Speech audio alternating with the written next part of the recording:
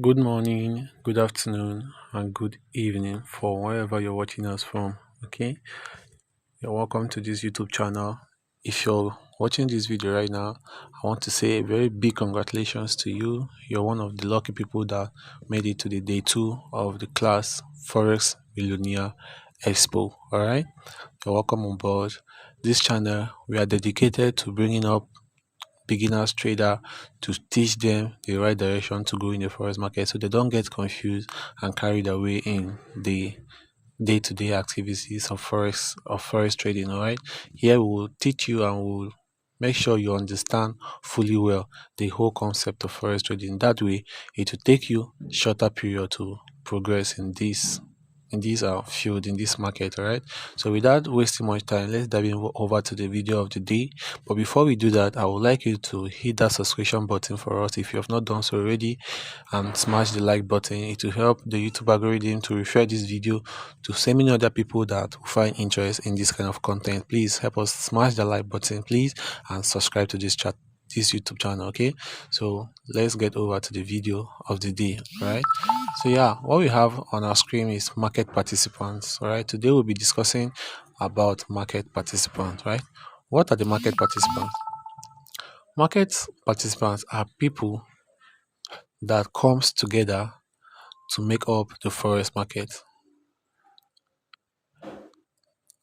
I said market participants are people that come together to make up the forex market. These people transact day to day to make up the forex market. They are people that take care of the buying and the selling, that make sure that the forex market is running on a daily basis. All right. Now, on the top side, we have the central banks. The second tier, we have the interbanks. The third, we have the brokers and the institutions and some firms. And then lastly, we have the retail traders. All right. Please, I want you to note that some of these participants are here to make profits, just like you and I. We are in the market because we want to make money for ourselves. But some of these people are here not for the profit. They are just here to keep regulation, to keep the whole thing flowing. You understand? To keep the market flowing. They are not here to make any profit at all. They are just there for stability and to checkmate how the market is going. All right, I'll dive into details. I'll go into details fully as we progress in this video. Right, so let's talk about the people on the top chain. All right, which are the central bank. All right, the central bank. This you all know what central bank is, right? You know the central bank. Each country in the world have a particular central bank that take care of their monetary policy, right? Now, these central bank are example of people that are in the forex market for non-profit making. You understand? They are not here to make profit. They are just there to control the flow of currency. They are there to control how things are being done in the forex market. Let's take a very brief example, right? Now, recently in my country, I'm from Nigeria. I don't know where you're watching from, but I'm from Nigeria typically. So recently, our economy was experiencing some kind of a a bad time, all right, because the dollar was increasing drastically against the naira, right? So when it got to a point where it was unbearable for Nigerian government, right, they had to bring out a policy. I know many of you might be familiar with this.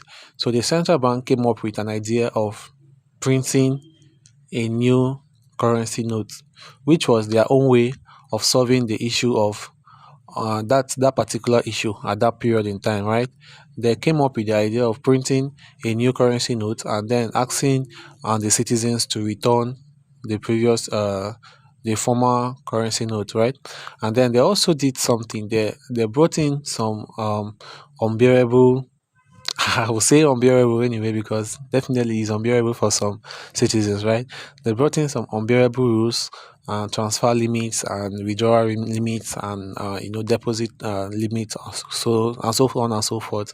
And when they brought that in, you saw that the naira started gaining strength against the dollar.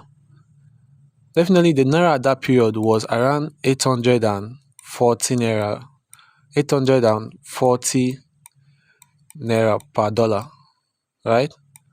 But when they brought out those rules, the the the the naira value started increasing.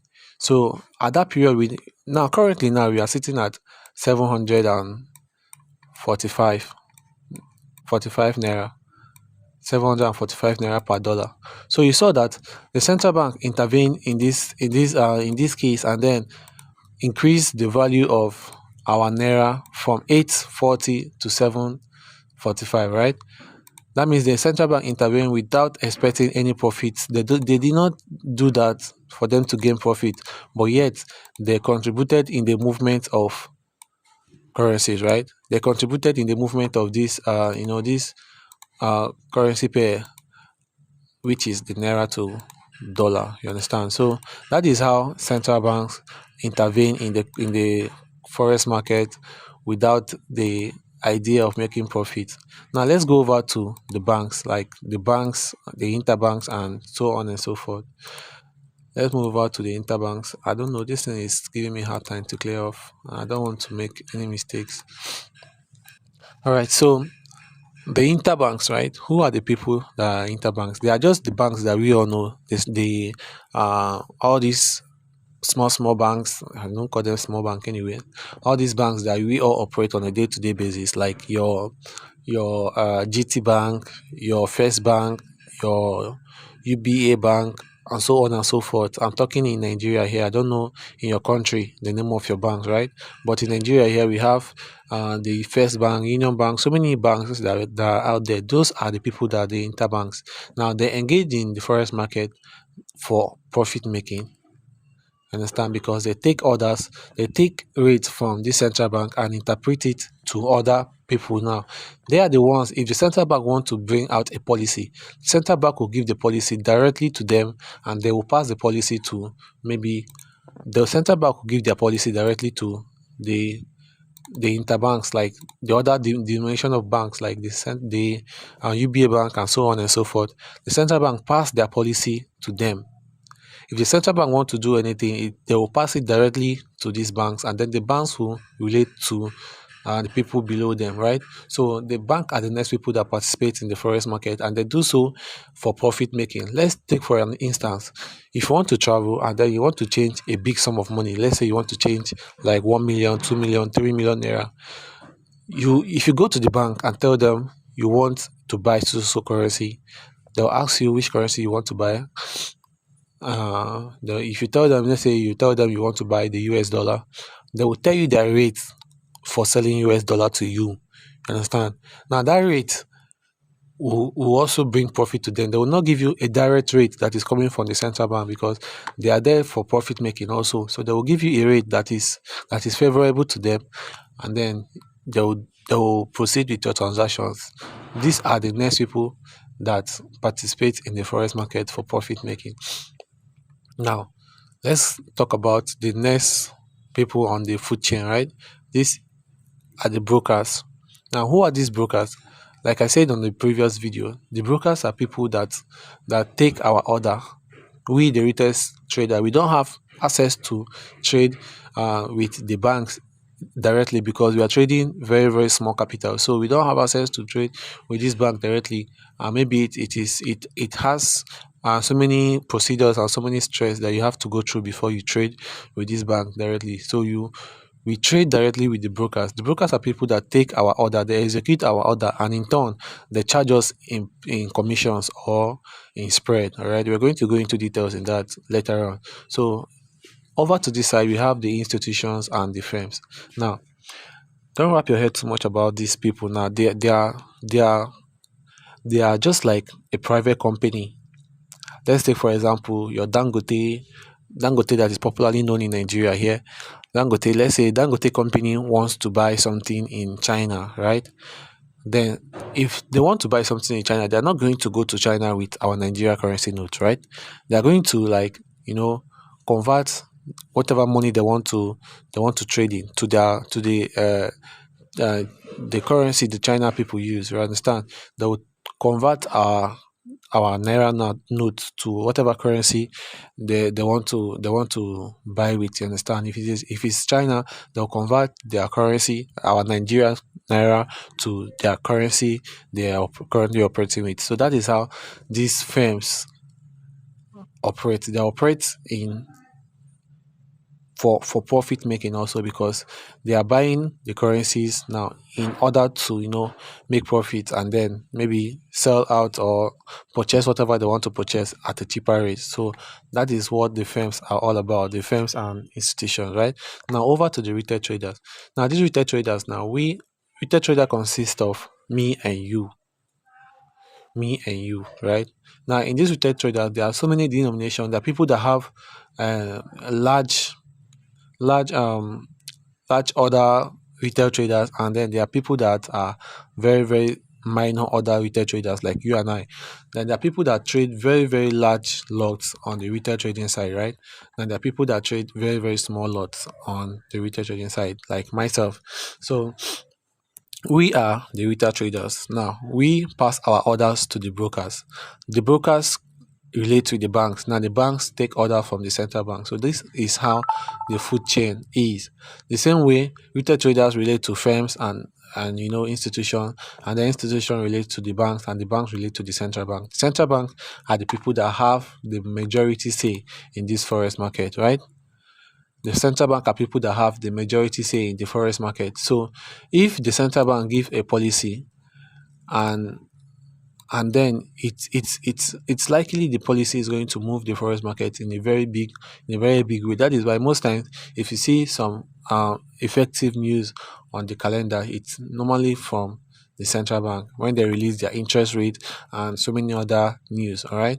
So the central bank are the major players in this forex market. Now the banks and the brokers are just intermediate people that are in between the food chain, you understand? But the central bank are the people that have the major say in this market. Now how does this market move, right? How does the market move? As you can see at the top here, we have the central bank, we have the banks, we have institutions, we have brokers, and then down here we have retail traders.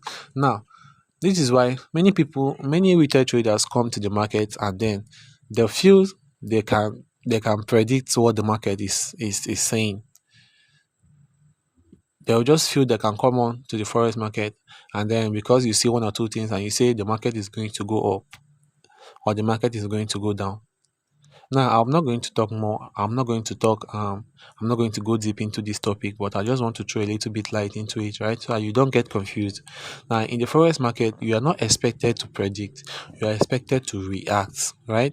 You're expected to react to whatever thing the central bank and the banks are doing, because they're the people that move this market. They move 95% of the market, right? The central bank and other banks move 95% of the market. They move 95% of this market. Why the retail traders on our side now, we just move 5% of this market. So how do you think you alone, when you come into the market, you think because you're a retail trader and then because you're seeing a position, if you enter, the market is going to respect your this thing? Of course, it's not going to respect. It's going to follow the moves of these big players here. They have very very large order. When you're coming to the market, you're placing one lot size, you're placing 1.5 lot size, you're placing 2 lot size, 10 lot size, 20 lot size, and you think the market is going to respect you. These banks, these people, central bank, the interbanks here, the brokers, the institution and firms, these people place large orders. They place order millions of lot sizes. All right, they place very very large orders. So if this market is going to move, they are the people that are moving it. They are the people that are moving it. We, the retail traders, we don't even have a say in this market. All we are expected to do is to react. Many people you see that come into the forex market and they lose their money is because they are trying to predict what the market is going to do, when it's not your job to predict. As a retail trader, all you have to do is to react to whatever the big banks and the big institutions are doing. We don't predict the market, you react to the market. All right. So that is how the market is being. We are going to dive into this topic more as we progress into the advanced class, right? For now, just understand that the forex market is being moved by these big players right here. They are the ones that move the forex market. We, the retail traders, we really don't have much strength in the market like that. So if you're coming to the market with the mindset that you want to, like, predict the market, you're going to fail drastically. You're going to lose your money to these people, and these people are constantly ready to take your money. They are not tired of taking your money. They are always ready to take your money. So if you're here for prediction, they are there to take your money. So as we proceed to the next class, we're going to discuss more about how the big banks actually operate and how they place their trade. I'm going to give you